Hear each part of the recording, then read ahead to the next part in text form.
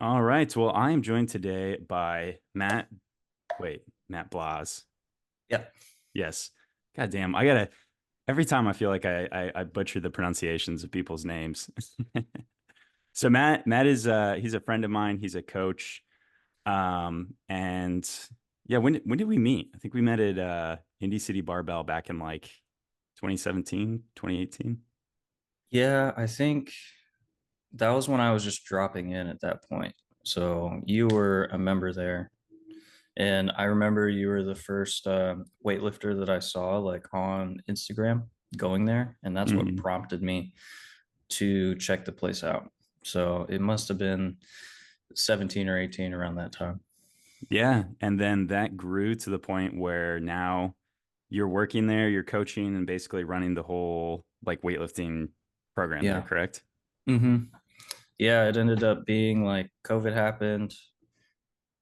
I just wanted a gym to work out at, just something different. And I noticed that they actually had some like weightlifting stuff. And then slowly but surely it turned into me being like the main coach that they kind of go to there. Yeah. Awesome. So tell me, like, how did you get into the sport of weightlifting? What did that look like for you? I think it's a similar story to yours where it was CrossFit first. Um, I hadn't lifted weights at all before getting into CrossFit. So Hmm. weird transition. Because I played sports, but I stopped in high school. But I mean, I did some typical gym bro stuff, like, just hit chest every day. But like, Max bench every day. yeah, I remember seeing like CrossFit on TV at the Globo gym that I was at. It was actually Lifetime Fitness. And I actually saw it with a friend of mine, Matt Rattay. You probably know of him a little bit. He's Yeah. a strong dude out of Indiana. But we decided to do CrossFit and then we ended up coaching a little bit through that. And then we kind of went our separate ways gym wise, but I fell in love with weightlifting through that, so I kind of stuck with that going forward. Nice. Awesome. So you said like kind of through CrossFit, I mean, similar path, like you said, to kind of what I did. Um, when you got into CrossFit, how quickly did you realize like this is the direction I want to go? I want to do weightlifting instead of like all this CrossFit nonsense. It must have been like I was like a year and a half in to CrossFitting only. But obviously, like the fun part during class is usually the lifting, right? And then I found it very fascinating early on that like snatching was so hard, but like I picked up cleans pretty easy. So like I would watch a lot of YouTube videos on just the lifting part, you know? Hmm. Because as you know, like I mean it depends on the CrossFit gym. Like sometimes you don't get that attention you would need for your technique. So Right. there was a lot of like just researching and looking up technique and things like that. Just watching a lot of like Klokov and Clarence. Right. What year did you get into CrossFit? I think it was 13. Okay. So you were kind of exposed because yeah, I think I was getting in about the same time. I think it's 2013. Yeah. And then like during that time I started watching like a bunch of like the like international like weightlifters and stuff like that. And that was like to me, that was kind of like the peak of weightlifting, that like 2015, 2016 Hmm. era. Like that Yep. was there were so many great lifters and there's so much great like international competition. So it's cool that like we were both kind of getting into the sport like around that time, and that probably had an impact on like, us getting into the sport of weightlifting. Yeah, for sure. It's crazy how fast it's gone by. Right. Yeah, Like right. the thing I miss the most is just being so new. And I Yeah. still am obsessed with weightlifting, but like back then it's just dude, anytime I could, I'm just watching somebody lifting, whether it's like Kendrick Ferris or Mm, I don't know, like the international girls at the time, like Koha or something like that, like Hmm. obsessed, dude. Yeah. Is she making a comeback? Didn't she make a comeback? Because she was like, I had heard that she did, but I mean, we haven't seen her yet, you know? yeah, because she like got married and she kind of fell off and like stopped lifting. And then I thought she was supposed to come back, which I was super excited for. But yeah, I Yeah. guess I haven't seen her. Yeah, she was like Toma before Toma. Yeah. And then now everybody's on the Italian girls. So it's Yeah. like she kind of started that. Obviously, there's like Maddie Rogers, but like international girls, like she was the big face. Yeah. Now it's Olivia, man. I mean, Olivia's taking the I crown, know. especially after the Olympics, knock on wood. I think she's going to do pretty well. I'm so excited for that. And I'm sure you are too, actually, like being her teammate, you know, at one Hmm. point. It's just crazy to see, you know. Yeah. So talk about coaching a little bit. So how many athletes are you currently coaching? I'd say I float around like the 20 to 25 range. I actually don't have like the number on top of my head because you know, it kind of changes Yeah. depending on the time of the year. But yeah, that's I try to keep it at that because I've noticed as I get closer to 30, it's just tough, right? Yeah, Like the quality of coaching does go down and I don't it's interesting because I don't see how some of these other big name coaches can do like more than that, especially when it comes to like individualized, because that's what I try to do, yeah, right? Because that's just how I've always wanted it, and I want to provide that to other people. I've thought about doing the whole template thing, but it's just I don't know. I feel like you could really help somebody's individual needs better by giving them actually what they need to work on instead of the same thing that for sure. um, a Rod wouldn't do the same thing as like Chris, right? Mhm. Like it could be kind of similar, but their needs are a little different. Yeah. I was just talking about this with someone, where like any athlete can progress with any program, right? Yeah. But like if you really want to get the most out of it, like you do have to have some level of individualization, right? Like you said, every athlete is different. They've got different needs, need to Hmm. work on like different things. So, um, yeah, in my opinion, I'm in the same boat. I think that like for all my athletes, I create their program from scratch. And there's going to be a lot of similarities across the board. I use kind of a similar template, but like the volume, the Hmm. intensity, the exercise selection, everything's going to kind of vary on like the athlete. So, Yeah. do Yeah. you do any like remote coaching or is it all in person there? I'll do some remote. I guess like because I write Brandon Kemp stuff as you probably know. So it's like I try not to honestly because Mm, it is harder and like for example, I was working with Jesus. You know who Jesus is because you mm, ended up working with him a little bit through some like um, injuries he was going through. mm, But he ended up moving from northern Indiana to Denver, Colorado, and he was a part of a gym where they had like a really good culture and all that. And I was just like, dude, like it's funny because I was getting ready to have the talk with him about just like, hey man, like maybe you need to work with them just mm, so like you're not missing out on like mm, anything, especially if they have like a good coaching setup where it's like they really can watch you. Um, so I'm not like afraid to let people go towards a better situation in that scenario. Um, but generally, I have a lot of people that are like on site. yeah, yeah. That's like that's a very mature thing to do, right? To say like, hey, it's probably in your best interest, like if you're at this gym that's got a good culture and like good coaching, like Yeah. it's probably good for you to like do what's best for you and follow that. Of as opposed to course. like trying to hold on to like an athlete or something.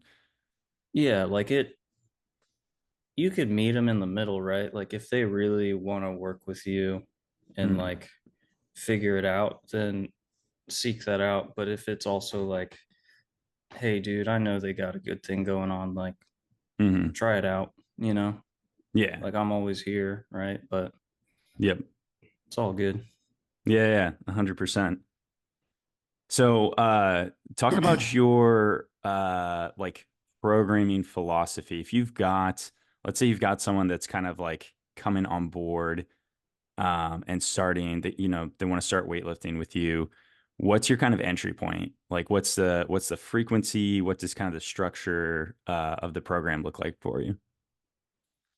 Yeah, so and this is where it's funny because it all depends, right? It depends Right. on like if they've lifted before at all, or if they just come from CrossFit, so like they have some sort of technique. Um, but generally, say I get like a newer person that's lifted a little bit, like they've kind of self-taught themselves to snatch a little bit, clean and jerk. I'll still want to see them lift a few times in person for me to get an idea. And then we kind of go from there. But usually, like if it's that newer person that we're talking about, I try to set up like at least weekly one-on-ones Mm, to help them through certain things that I would see that they need fixed that they have no idea that they're doing. mm, And then generally, if they're pretty interested, that's when we start them on a program. And I like keeping people at 4 days if they can handle it. Depends on the nature of their job, but 3 days is also an option too.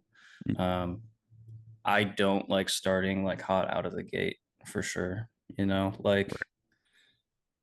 and it kind of draws me back to what Olivia had said was just like if you're doing 6 sessions a week and you're not improving, like what are you going to go to like 10? Yeah. Like it's a rough spot. But yeah, I keep it pretty simple. Like, and then the exercise selection, I try to just give them things that will help them in certain positions. It's really that simple. So, like, if somebody is having problems with the transition from the knee to the hip, then it's like, okay, a lot of hangs or pauses, just Mm, a lot of reps. Because I do believe that practice is a very big thing, mm, especially in the beginning, instead of just the amount of weight lifted. Um, but obviously, you want to give them some weight so you could have them feel the stimulus and maybe expose further things. But yeah. yeah, pretty simple, nothing too complicated. Yeah. Yeah. What's your philosophy on so technique is like this really interesting thing in Mm-hmm. weightlifting, right? Where like especially when you're new, like you said, you need a lot of reps at like a, relatively like moderate intensity, right? Like probably Yeah. you need a lot of reps in the like 70-75% range to just like Mm-hmm. practice the movement.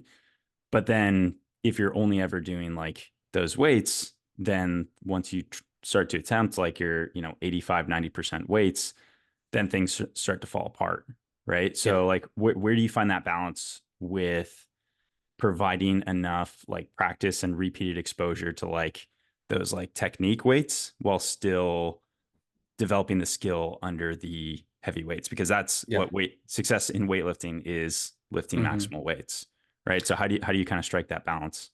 I'm a big fan of like earlier in the week is can be like the lighter lifting for like tech stuff. Mm, And then, so like we're talking like 70, 75%, sometimes 80%, right? Or 85. But um, I like having people lift heavy towards the end of the week. So mm, like I'm everybody knows at this point, like I'm not a stickler for like adhering to the program fully. So like if people want to send it on a Friday or Saturday, like cool, especially if it feels good.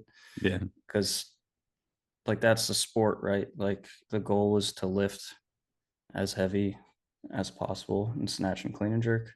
At least if you're competing, right? right, right. So you got to play around and do the sport, right? Mm. Yeah. Yeah. So it sounds like you kind of use like an undulating style, right? Where you've got like Yep. or like conjugate, whatever you want to call it, where you've got kind of technique days throughout the week and then like a heavier Hmm. session later on in the week. And do you Yeah. do that like year round, or do you go through phases of like this is like an off season like strength building or like technique building phase? Um, Depends on the athlete, right? Like sometimes people can handle that year round, and if that's what they want to, like we'll if we get to chat about it, like we can do that. But definitely I've been playing around more with off season as Mm, people like I try to control how often people will compete because sometimes people get to depending on the person, they get to like meet happy where they just want to sign up for mm, everything that pops up and they want to peak for everything. And I'm just like, dude, it's not like, let's just train through. If you want to lift heavy, like we'll lift heavy, but like we're not going to yeah, peak for it. So putting people through those strength blocks, whether it's just getting the squat stronger or the pulls stronger, like I do think that's like pretty important depending on where the is at in their journey. yeah, yeah, yeah. I'm kind of the same way. I like the coaches that I've worked with that have had an influence on me. They've Hmm. all kind of had a similar approach in that they don't really go through specific phases of like off season, right? Like Steve Yeah. like to say that like he like to keep his athletes in shape year round, right? And like basically after Yeah. competition, not do these like low intensity, like higher volume like blocks and just kind of keep people in shape like year round. Hmm. So I'll do kind of like a similar type thing where it's that kind of like undulating periodization where a couple days a week it might be more like high volume and then one day a week is like higher intensity lifts, but we'll definitely like bias certain qualities, right? So if like someone does need more like they just need more strength in the squat or something, we'll go through Yeah. a phase where it's like that'll be the emphasis, but we're still working these other kind of like qualities and characteristics at the same time. Yeah. Yeah. I like that a lot. Yeah. What's or who or what is kind of your biggest influence on like your coaching and programming? Um, I would say like because you touched on it a little bit was like your the previous coaches you've worked with, and I Mm, think that that does play a role. Um, it's funny because I just saw my first coach.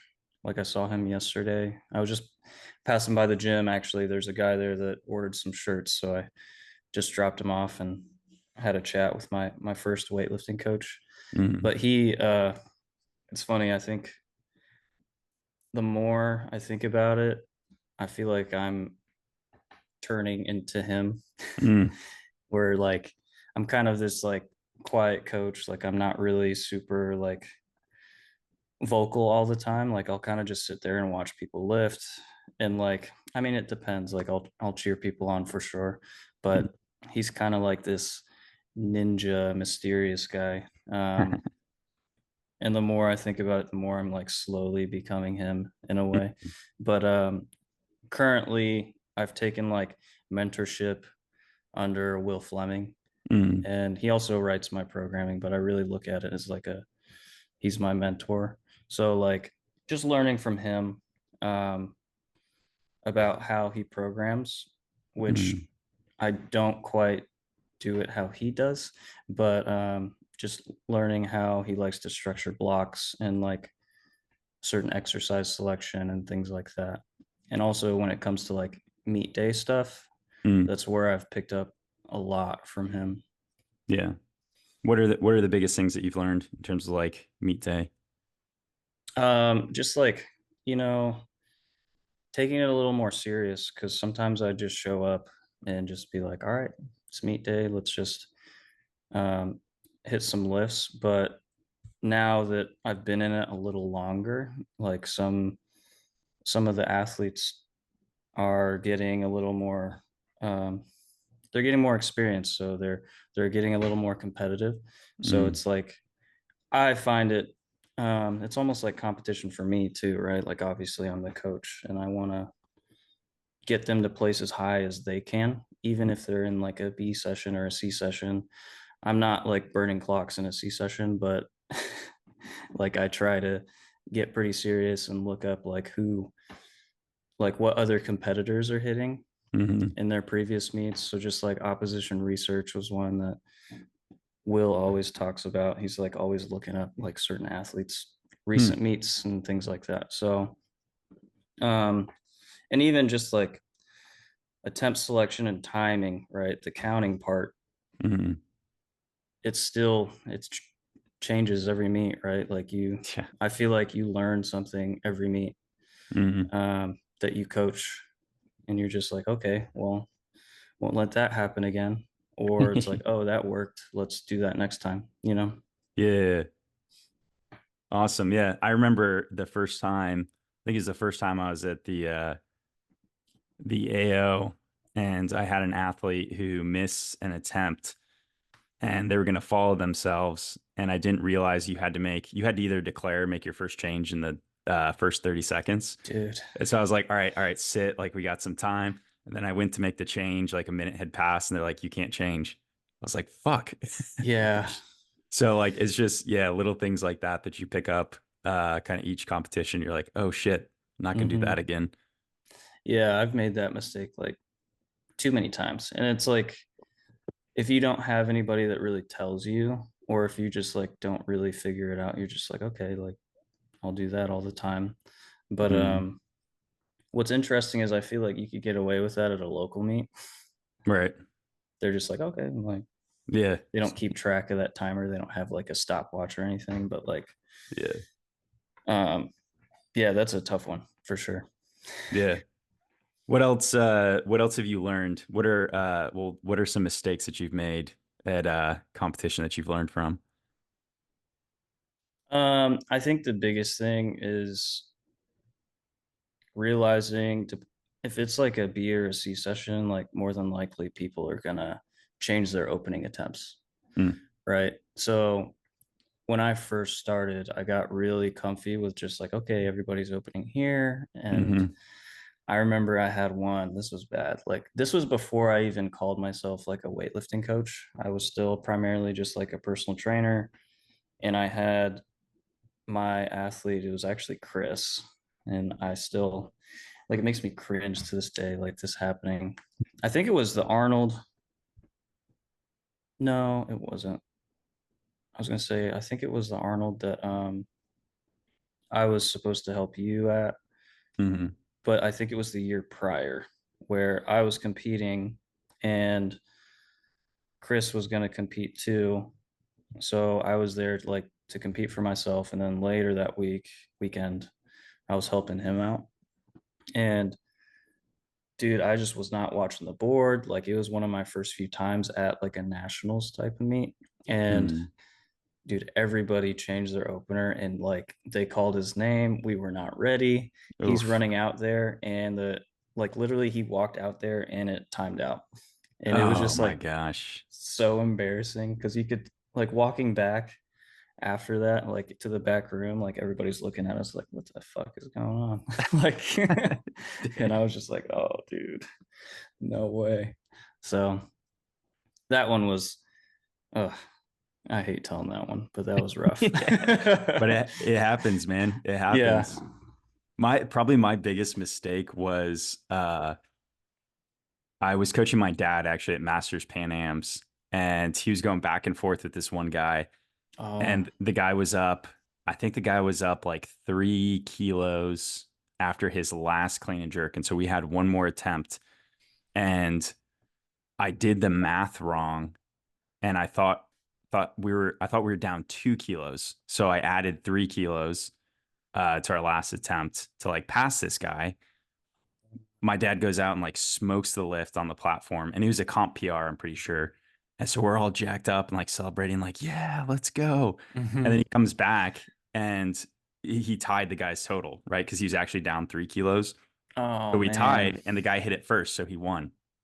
Ah, I was like, are you freaking kidding me? I was like, that's rough. I apologize like so many times. I'm like, dude, I'm so sorry. He's like, yeah, well, I don't know if you'd bumped up another kilo if I would have made it. And I was like, well, at least you would have had the opportunity, right? Yeah. Yeah, that's a So, tough one. yeah. Damn, Yeah, the things we learn. man.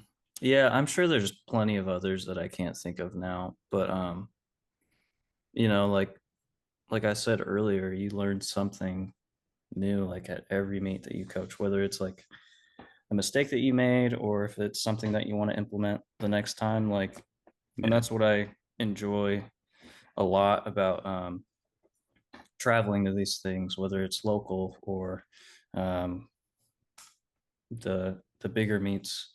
And even if there's an opportunity where like an athlete needs help and I don't coach them, like Yeah. I am always like, yeah, dude, like let me, because one, I want to help them out. Two, I want to get extra reps, right? Yeah. So Yep. it goes well together.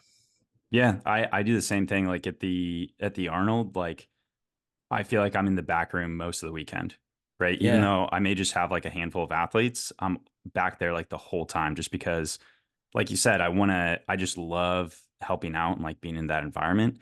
And I also Hmm. just like learning, right? Like every time you're back there, you pick up something new. So it's just good to like be back there and like put in the time. Yeah. Yeah. Of course. So, well, how many people? I think you said you got two or three going to nationals. Just two. Yep. We've got Tyler Berkla. He's a U23 guy. Hmm. Um, and then Alex Rodriguez. He is a senior national man. He's a strong dude. Strong. Strong. Yeah. That jerk needs a little bit of work, but Yeah. yeah. He knows it too. And he's already chatted with me about how he's excited to iron some of these things out Yeah. after this meet because I feel like we were like in limbo for a little bit of just Hmm. like, hey, like we're just training to kind of stay in some kind of shape. And then it was like, because we didn't know if we were going to do a meet in between his first meet and nationals, Hmm. but we just didn't get one in. So now that this meet that we've been training for, senior nationals, like once it's all done, we could really get to work on some of these things, like just a tad bit shorter dip, you know, Hmm. Hmm. maybe stop yanking it off the floor, right? But hey, man, if you're hitting 190, sometimes I'm like, dude, Yeah. I don't know if I could say anything right now Yeah. because it's the strongest clean and jerk that's ever happened in the gym. So Yeah. it's like, but part of me is like, hey, what could you do if we iron that out? You know, like Yeah. is Yep. 200 there?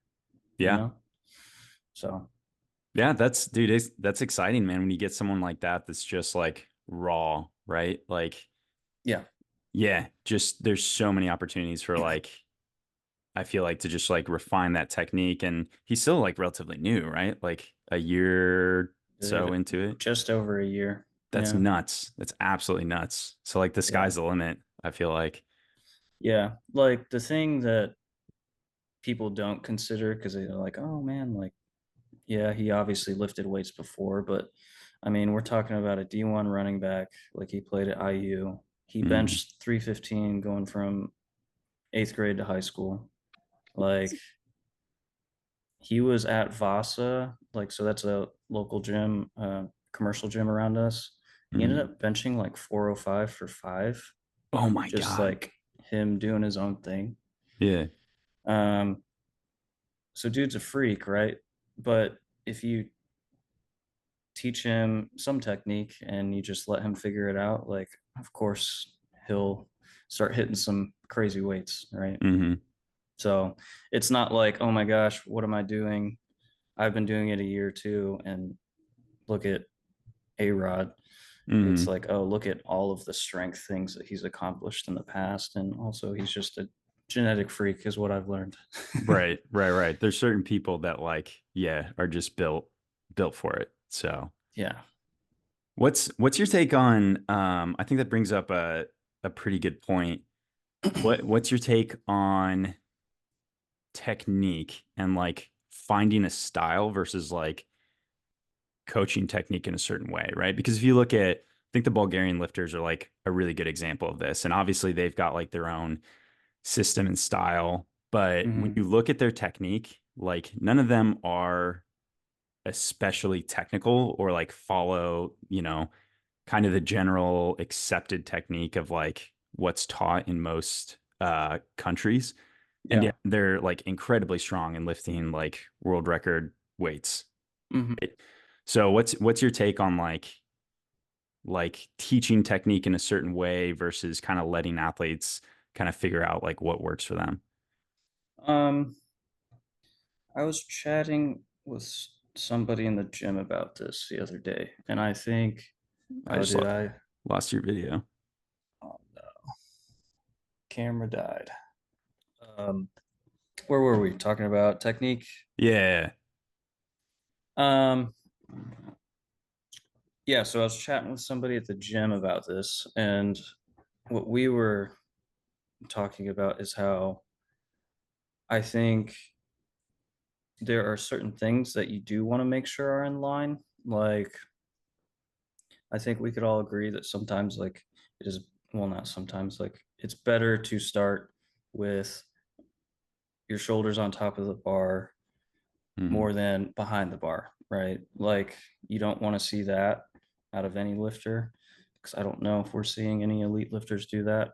So there's certain things that they do have in line, right? Hmm. So when it comes to that, staying over the bar, like in the middle of the pool, you see a lot of that happening. And you lost me again. All right. There we go. Can you hear me okay? Yeah, I got you. Okay, cool. My bad, bro. You're good.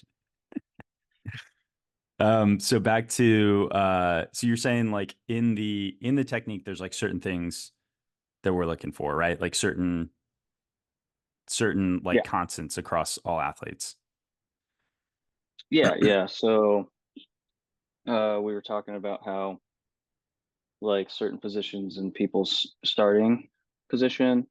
And also I think the last thing that I said was staying over the bar, like around the knee Hmm. is something that you want to see. Um, and I try to teach it that way if somebody is new, right? Like I want to coach them throughout the whole thing. But if somebody is starting to hit bigger weights and certain things are creeping up where it's like maybe they're not staying over super long in the middle of their pull, but they end up jumping back a lot. Um, Hmm. but it's consistent, then it's kind of one of those things where I'm just like, all right, well that's your thing. Hmm. And as long as it's consistent and we're feeling good, weights are still climbing, like I'm not changing it, you know? Yeah. So that's kind of my philosophy when it comes to that. Like, because my thing is if I have an athlete that jumps back a lot and we try to change that completely, um, it might mess with them mentally for a Right. very long time. Or like, is it even worth it to regress that much? Right. Right. Um, and it could just throw off the whole like psyche of the athlete at that point, you know? Yeah.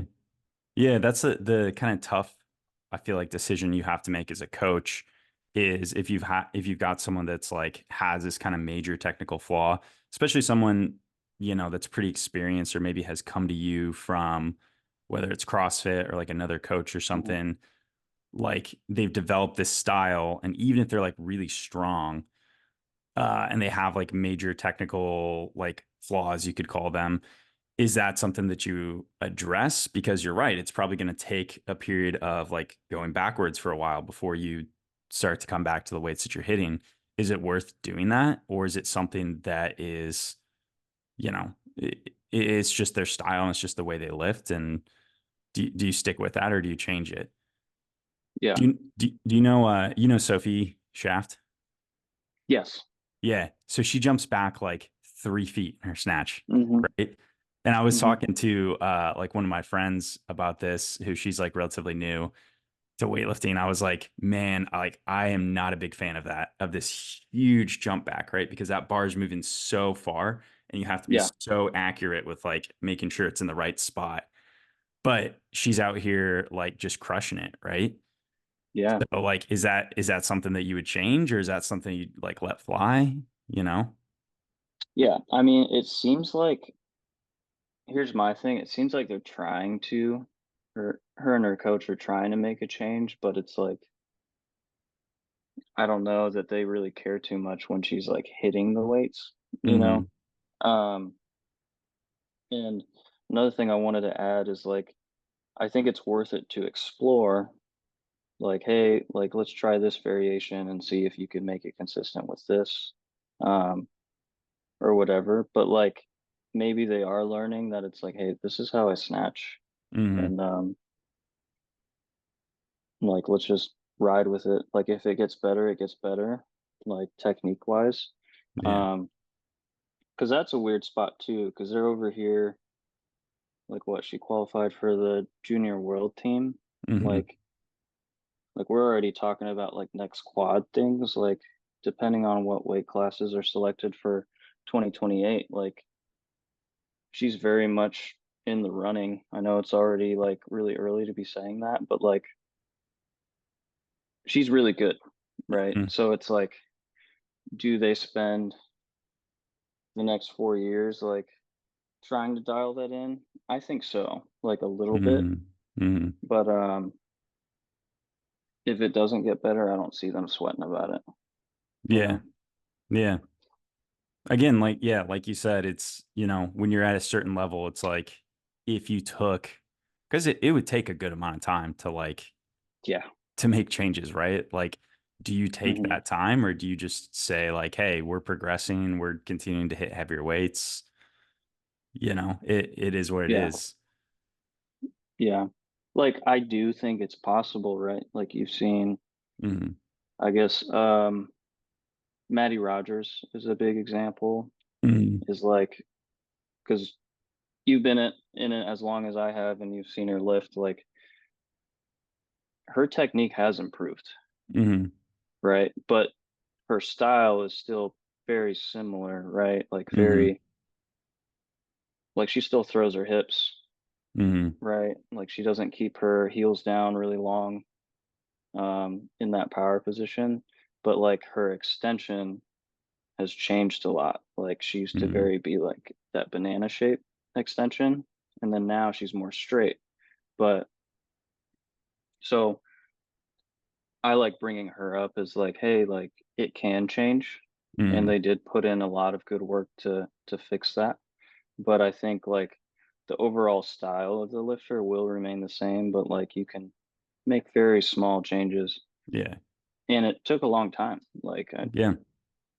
Like she's still probably working on it, right? Like they all are. So, I think Dameron's another good example of that, because mm, he, like, when he was, I don't know exactly what their training looked like, but when he was with MASH, it was like he was like damn near Bulgarian, right? It's just like yeah. heavyweights all the time, all the time. And he's incredibly strong, but he would always like struggle with like the jerks, and like his snatch wasn't like the best. And it seems like since he's moved to Cal Strength, that they've put a lot more emphasis on like drilling technique and like really Hmm. refining those small things. And you can see like his consistency in his lifts has improved big time, right? Yeah. Yeah. That's a great example. Like his technique is like really good. Hmm. Like it's one of those, like, I don't even know if you could like teach that. Yeah, yeah, yeah, exactly. Like keeps it so close. And it's like, it doesn't even seem like sometimes it doesn't even look like he like fully extends at the top, Yeah, but he's just such a straight line. It's like, it's amazing. yeah, yeah, yeah.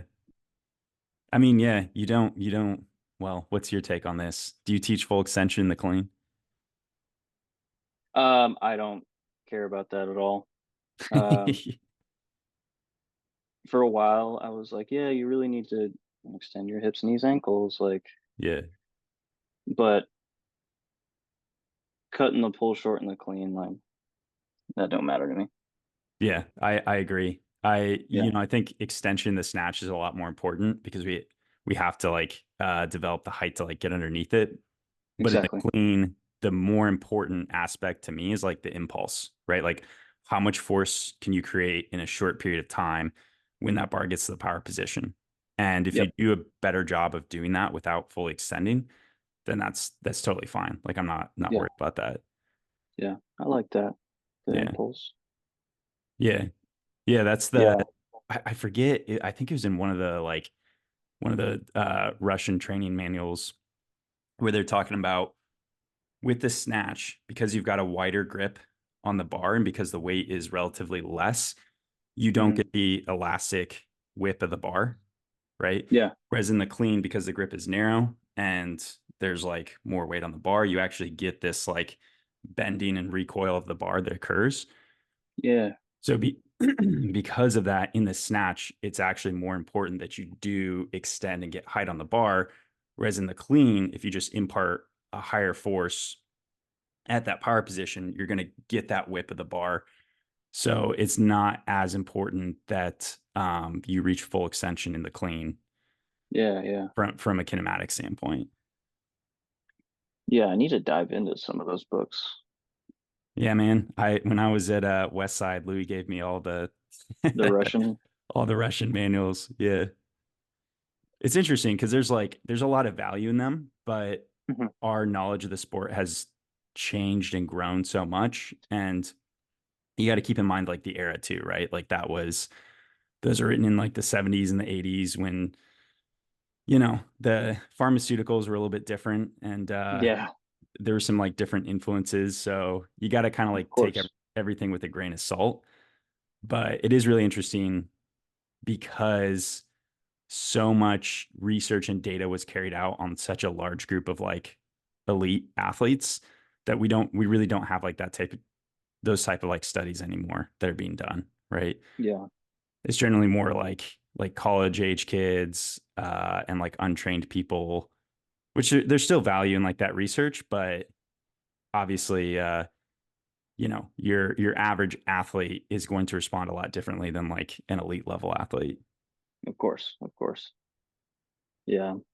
I like, I just like having, like, the majority of the books I have is just like weightlifting or like, exercise science kind of things, right?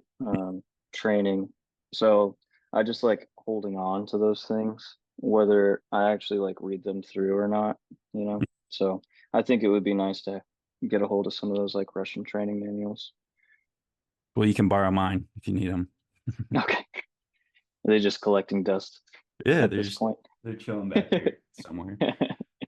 What's your favorite book in terms of like strength training, weightlifting? um, I've referenced this a lot actually in like the few podcast type deals that I've done, but I really enjoyed Dane Miller's parabolic periodization. Mm-hmm. Like that one I read like almost all the way through, and I really enjoyed it because like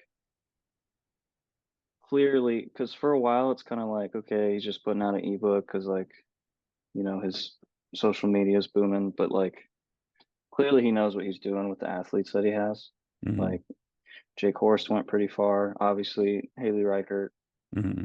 almost made it to the Olympics, right? So like seeing um the method to his madness, Mm-hmm. especially like hearing that and seeing in the book that like he'll give like clean fours and fives and things like that. Like Mm-hmm. um just very interesting to see his take. And even when it comes to like the type of athlete that you're working with.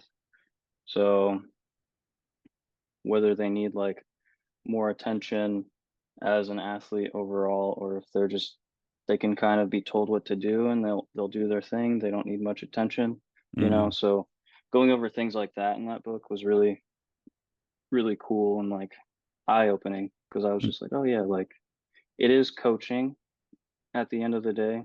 Hmm. Like, yeah, we write the programs, but also like we need to kind of take a deeper dive into the actual, like the person that you're working with, you know, Yeah. Yeah. like Yeah. how do you help them uh reach their goals Hmm. better, right? So good Yeah. book. If you haven't checked it out, like I've not you read could that one. borrow that one. Yeah. Yeah, Yeah. you could borrow that one. Maybe Uh, next time you stop through, we'll trade books. we'll trade. Yeah. Yeah, that gets into an interesting point, like something that I've like tried to continue and to grow and develop in is like I don't want to make this, I don't want to like simplify this too much, but like the technique of weightlifting, it's not that difficult, right? Like it's very Yeah. it's very complex, but it's not that hard to like teach good technique for weightlifting, right? Hmm. There's definitely some like tricks and you get better at it with more reps and more time. But at a certain level, it's like, all right, I know how to teach the technique of weightlifting, right? Yeah. I know how to write a program and I know how to Hmm. like get people to progress. And there you can always learn and grow in those areas for sure. But I think a lot of coaching comes down to kind of like you said, learning about the person, right? How does this person respond like psychologically to like the work that I'm giving? Do they need more attention? Do they need less attention? How do we overcome like mental roadblocks and stuff like that? Because the mental side of the game, the psychological side is like so huge. Yep. So that's something that like I've tried to continue to grow and develop is, how do we develop a good mindset? How do I adjust training for like different people based on like their individual responses? Yeah. Yeah. I think that's the more fun part, right? Like kind of what you were saying is like now we've gone through so many reps of teaching people the technique and we write programs daily, like for Mhm. years at this point, right? So it's like, okay, we got that down. Like, how do we improve? And I think it's always going to be tough because like humans are humans. Mhm. Um, but learning how to work with humans better and learning what what type of human you're dealing with, right? Mhm. But like at the end of the day, it's just getting to know that person, and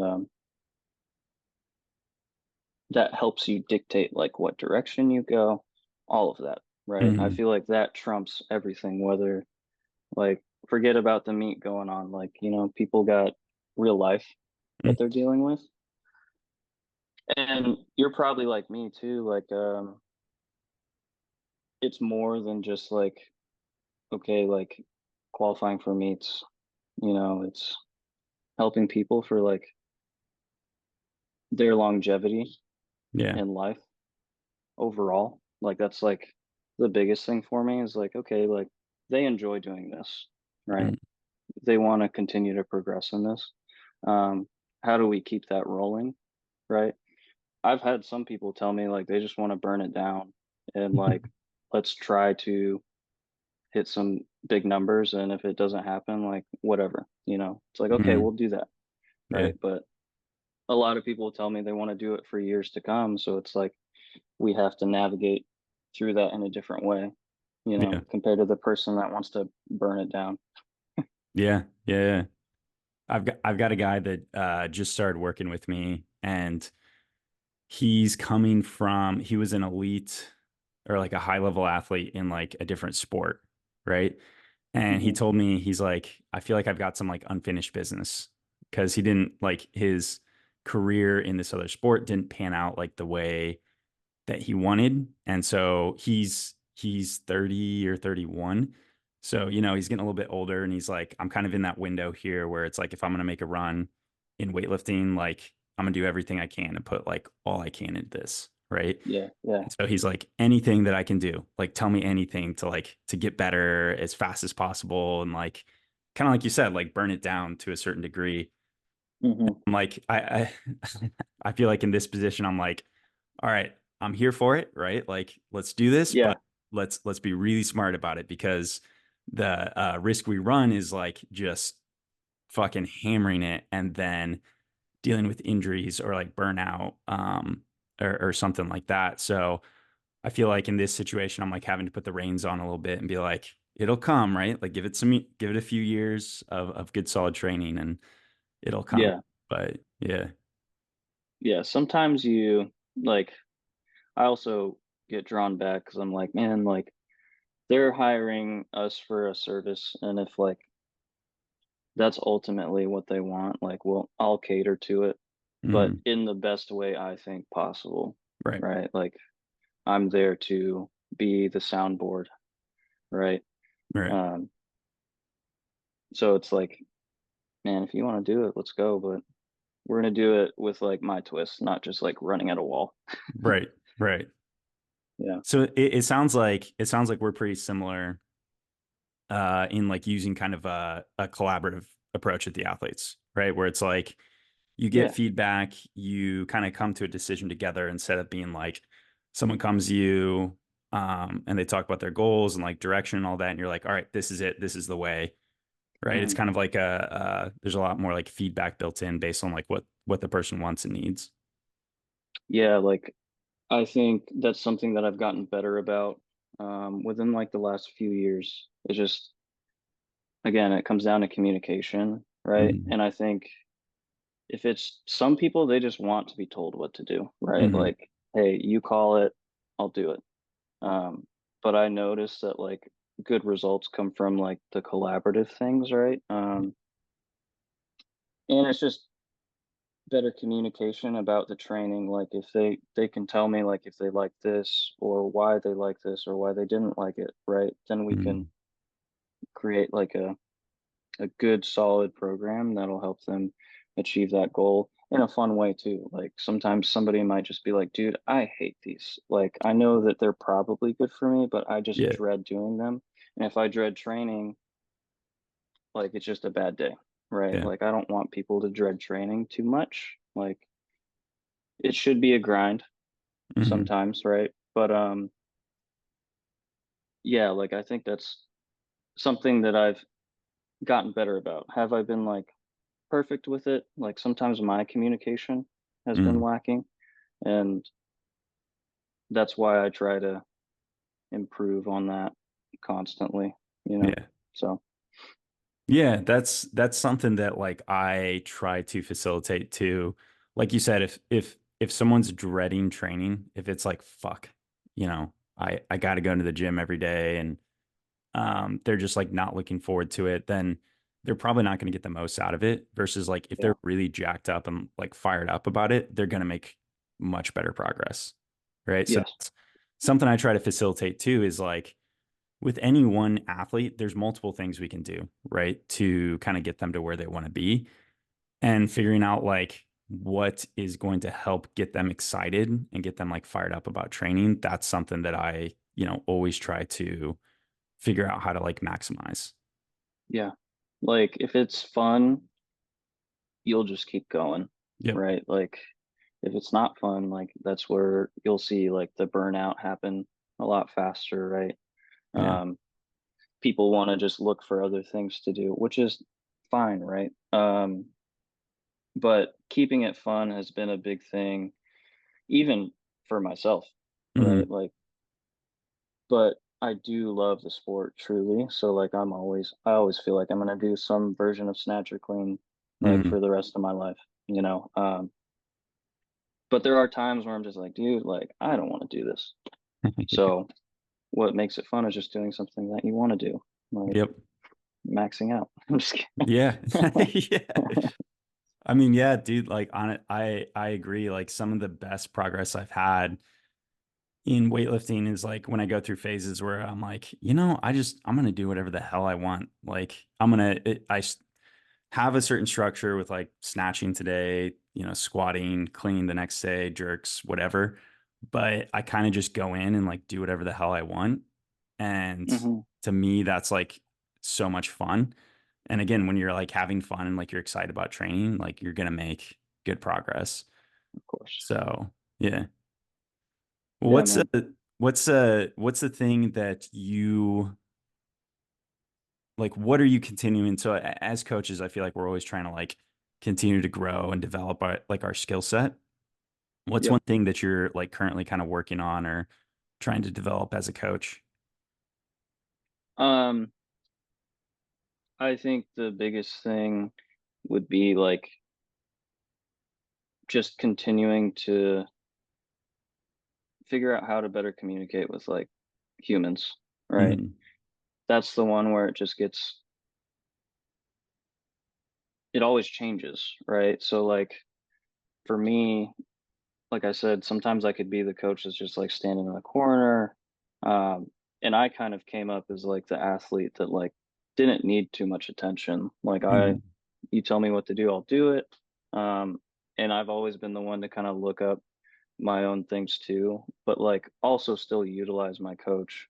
Um, so that one I'm always trying to expand on and just work on, Mhm. right? Um,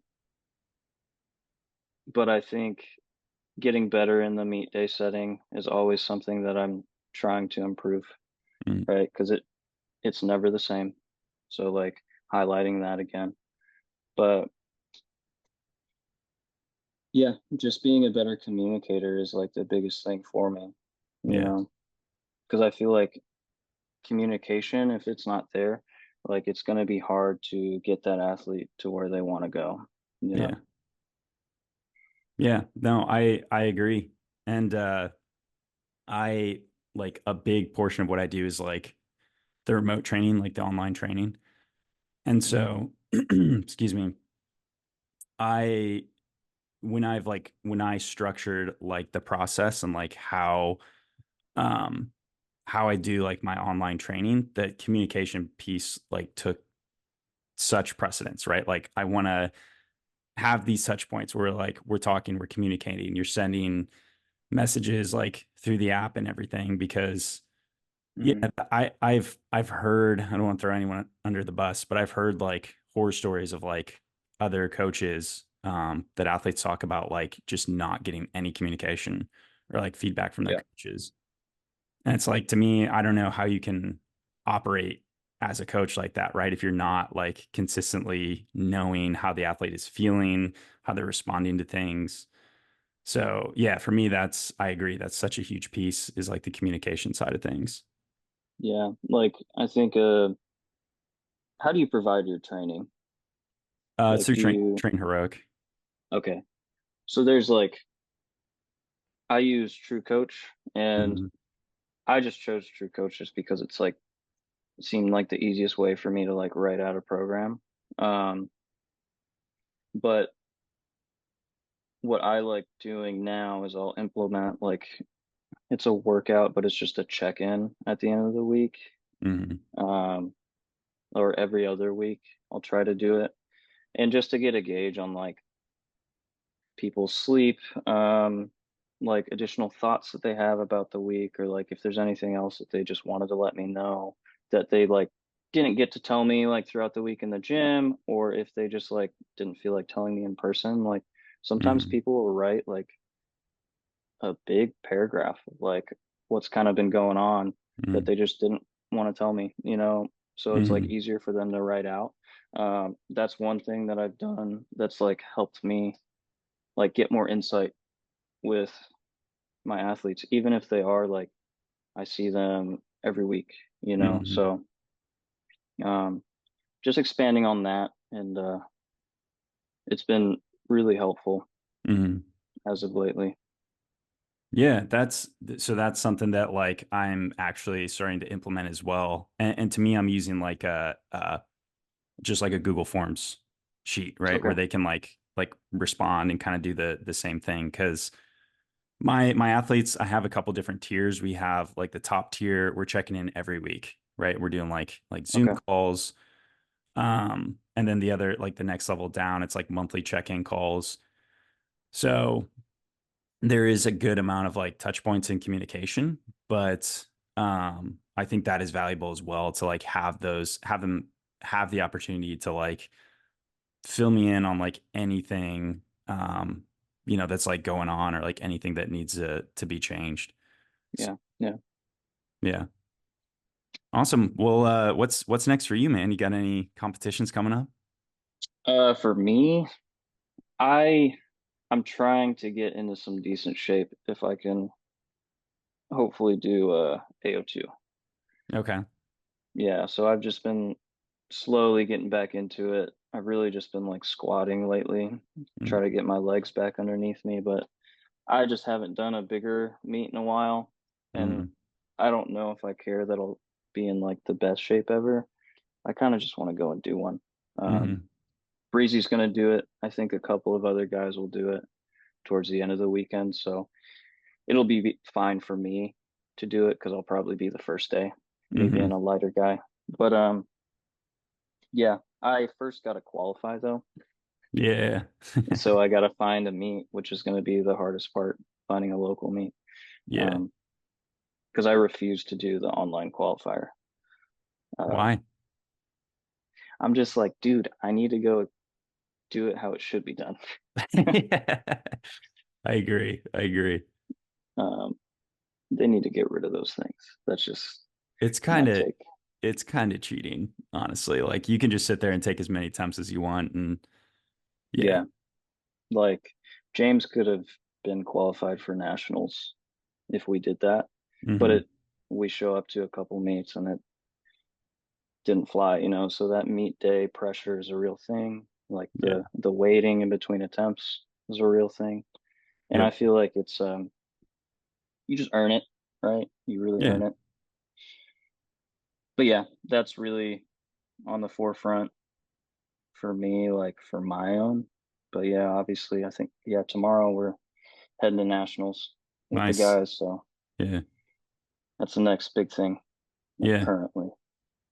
Yeah, it's tough as a coach, dude. Like I was looking at one up in Livonia in uh July. It's Okay. the four-star puts on the like you can or Canada US Open, something like that. I don't know. Oh wow, But where's that at? it's Livonia, four-star. Is that like in like what state? Michigan. Okay, okay. Yeah. But yeah, so I was looking at that competition, and because I haven't competed in like a year and a half.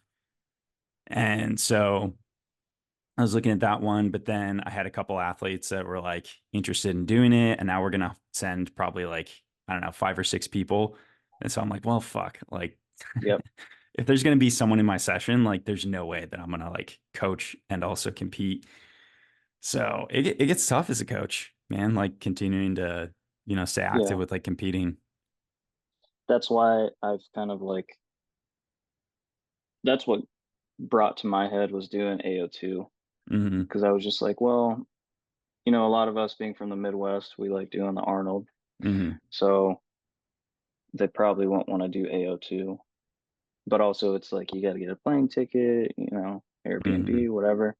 So it is more expensive, but if it means that I get to go kind of have my fun, I'll Yeah. do it, you know. So, Yeah. Awesome, man. Well, I think we're about at the end of our time here, so it's been a pleasure. Any last minute kind of remarks or closing comments? um, no, not really, man, but thanks for having me.